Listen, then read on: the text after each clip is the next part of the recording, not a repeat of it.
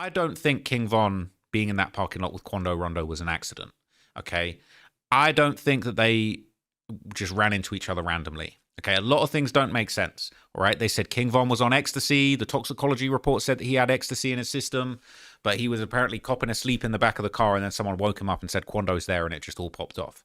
Now look, okay, I don't condone any drug taking, but ecstasy, you ain't getting no sleep. All right, all my tweakers confirm that with me. I'll just leave it at that. Okay, but that don't make sense. All right, he left the club abruptly. They were meant to be going to the Airbnb. Suddenly he rerouted. I personally, look, if anyone ever hacks Quando Rondo's phone or King Von's phone and gets them DMs, this is my personal belief that was a pre-planned meetup.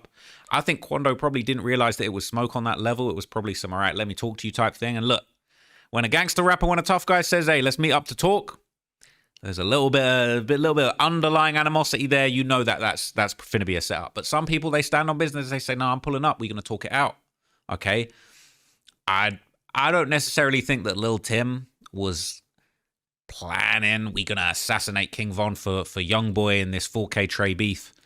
I think he was just a trained shooter that was ready to roll at any time. If you know his history in Savannah, Georgia, you know that he's a serious guy.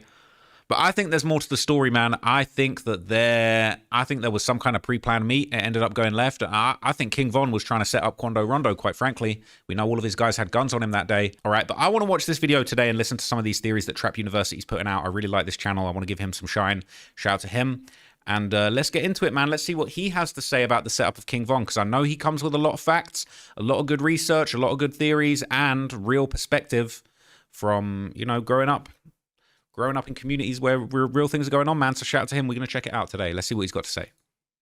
How is it that when a celebrity gets shot in front of his armed security, the security doesn't fire back? Why did King Von, at the last minute, decide to go to the lounge he would eventually be killed at when it wasn't part of the original plan? Why was the man he attacked seemingly caught off guard despite walking right past King Von's entourage? And did NBA Youngboy really tell Von that when he killed him, he would show the world his body? Hey, ask about YB. You talking about the voice message that YB sent? Oh, yeah. The man said, when I kill you, I'm going to show the world your body. When I kill you, I'm going to show the world. I said, man, I ain't even seen that before. What the helly? What the helly? Okay, this is somebody saying secondhand. All right, I need to hear that real voice note. But bro just said, Youngboy sent a voice note to Von saying, when I kill you, I'm going to show you world your body. What the helly? Man, that's a nigga Youngboy. Now, for the past 5 years, the question of what happened to King Von seemed pretty cut and dry. Rappers die all the time, and this event happened to be caught on camera, and it seemed pretty clear. He punched a man in a stand your ground state, and he lost his life for it. Von had made a statement, as well as people in his entourage, that he wasn't cool with NBA Youngboy or any of his associates. So how did Von and Youngboy's associate end up at the same hookah lounge on the same night at the same time? One group had just come from a nightclub, and the other group had just come from a video shoot. Could it have really been a coincidence that they crossed paths? I'm sure, as many of you have seen recently, Vonnie, a very strange associate of the whole OTF camp, his father has recently come out with several allegations, all after a leaked phone call where Vonnie was seemingly admitting that he was going to take a plea deal and make sure that he got less time than Lil Durk and the other guys on the Lil Pad murder from Beverly Hills. Now, Vonnie's father has made some very heinous accusations, but the fact that it comes from his own father, I can't just dismiss it as all lies, especially since he himself explains that the main factor behind him airing out all of this business is money, which, although petty, is very believable. Vonnie, a man from Detroit, whose only connection... Before we go any further, right, I just want to point something out, and I said this already, yeah, but I just feel like this is such an interesting fact. When it comes to the setup theory, part of me believes Vonnie's father when he says we done met with Quando and Lil Tim and gave them a bag months before the murder. Now, I could not possibly believe that they was paying for that murder, no murder for hire, and that they was doing murder for hire on Von because Durk was jealous that Von had the motion and that Durk hadn't got him in a contract. I don't believe that. But what I could believe is that there was maybe a verse. Maybe they were trying to get Quando on a song, because Quando and Von were cool. They'd been seen together. We'd seen that clip a million times of them backstage. He's got Quando saying F63rd. I could believe that Von and Vonnie in that camp was trying to buy a feature from Quando. Maybe they went and gave him some money. Maybe that wasn't delivered. We saw the famous tweets from King Von saying, Youngboy, you holding that stuff close to your chest? Drop that stuff. All right? I don't know whether they popped up to, maybe they were paying for that Youngboy feature, because deep down Von wanted that Youngboy feature.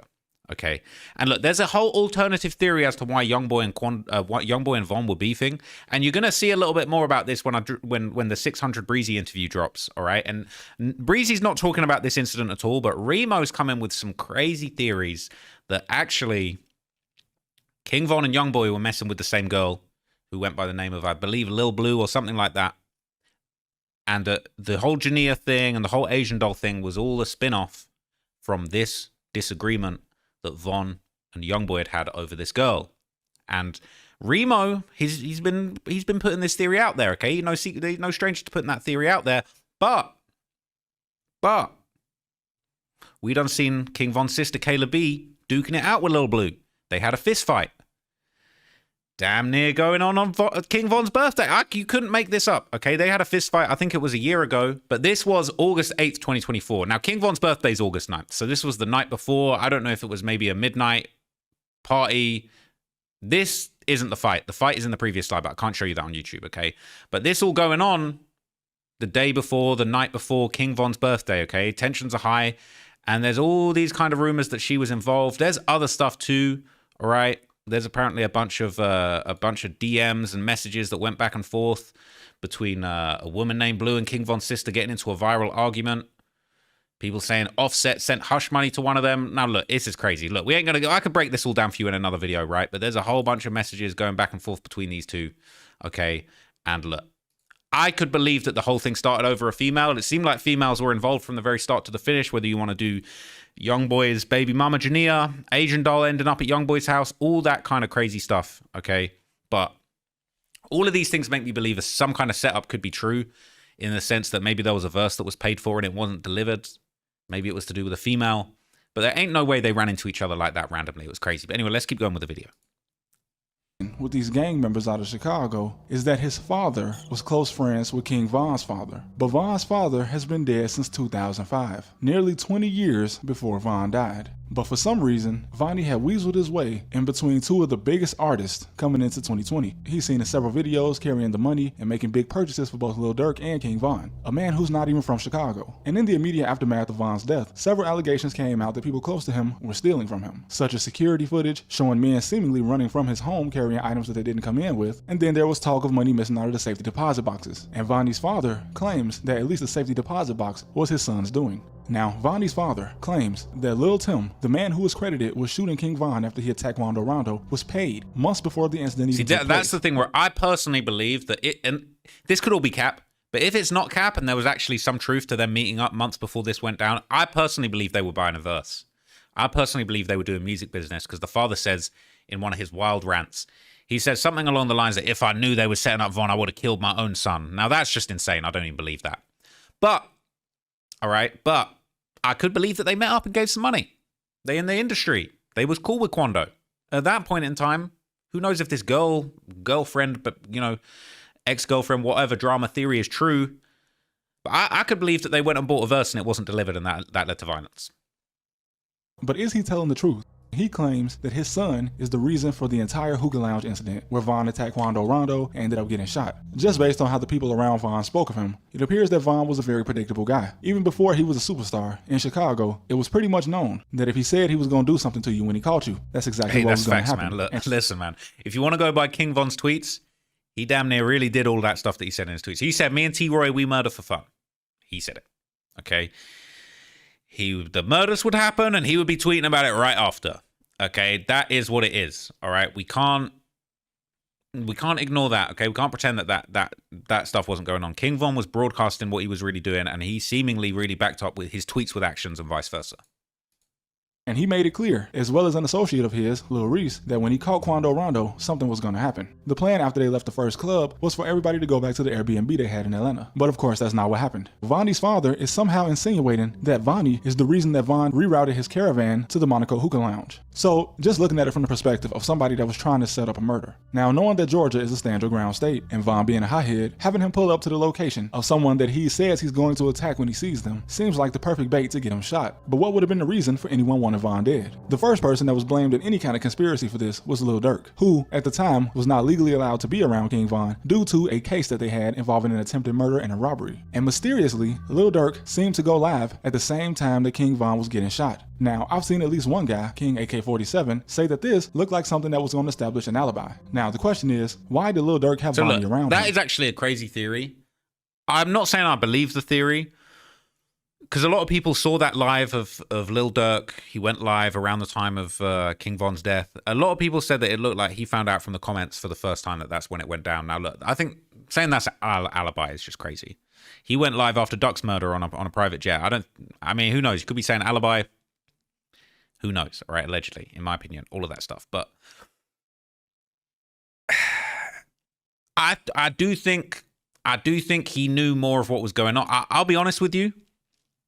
I wouldn't be surprised if Durk was in communication with Von, because we know that they were meeting up when they weren't supposed to be meeting. That picture, the Voice album cover, was allegedly a photograph that was taken of Lil Durk and King Von together during the period of time that they were not supposed to be associating with each other. After King Von passed away, this is the first project that Durk dropped. All right. After King Von's death, he jumped out the window. He said, fuck it. Here's a picture of us both together when we shouldn't have been together. I think from the jewelry and the dreads and everything that they both got going on in this picture, this definitely was taken when King Von was lit. King Von, I can't before that shooting, before King Von really, King Von was having emotion at the start of 2019. That shooting happened in February 2019, and they didn't get charged with it for several months. I think it was July or August that they ended up all getting charged with it, along with Bezu, and another guy passed away before they could charge him. King Von looking fly as hell. He looking clean. He got the big boy O block chain. You know what I'm saying? That definitely came later. All right. This was taken. This picture should have never existed. This picture is a crime. Okay. This picture should never have existed. This picture was a crime. And if you ask me, I think that Lil Durk was probably in communication with King Von on some shit where he's like, yeah, we finna catch Quando Rondo. I would not be surprised if Lil Durk went live thinking that he was going to go live, and all the comments, rather than King Von just got shot, RIP King Von, which was what all those comments said, I would not be surprised if Lil Durk thought that he was going to go live and the comments were going to be RIP Quando Rondo, or Quando Rondo just got his ass beat and treated outside the club by King Von. That's what I think. That's my opinion. That's my theory. Okay? But who knows, man? Let's keep going. For him to get such a prominent position, despite not knowing any of them, it seems like some agreement would have had to be made, especially with Lil Durk, since he was seen carrying money for Lil Durk, and he is the alleged money man on the murder for hire case that Durk is facing right now. So, the events at the Monaco Hookah Lounge. I was completely unaware that Von even had armed security there, because the only 3 people that were reported to have fired. That approach, I'm sorry, but that approach, the way Quando come in and the way Von come in is 2 completely different things. I feel like this must have been arranged. Quando has said in interviews, I had no idea who that even was when he approached me. I'm not sure I believe that either. I'm sorry, but I'm not sure I believe that. I just don't know if I believe that. But, hey, we listen. Only 3 people that were reported to have fired back were Louis, Slutty, and BJ. You ain't going nowhere. I saw them shoot. Louis and Slutty ended up being shot by undercover cops who were sitting at the scene watching the entire thing, which is also very suspicious. And one of Von's associates... I said this in an interview the other day.